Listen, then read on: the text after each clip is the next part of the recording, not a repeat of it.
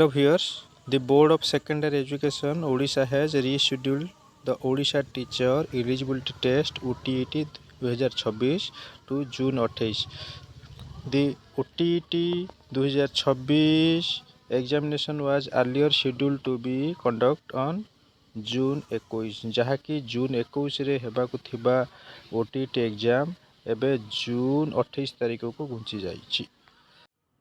According to the revised schedule, paper 1 of OTET will be conducted from 9 a.m. to 11:30 a.m. while paper 2 will be held from 2 p.m. to 4:30 p.m. ଯାହାକି paper 1 9ଟାରୁ 11ଟା, paper 2 2ଟାରୁ 4:30। The board will further inform that the candidate will be able to download their admit card from the official BSE Odisha website from June 17 onwards।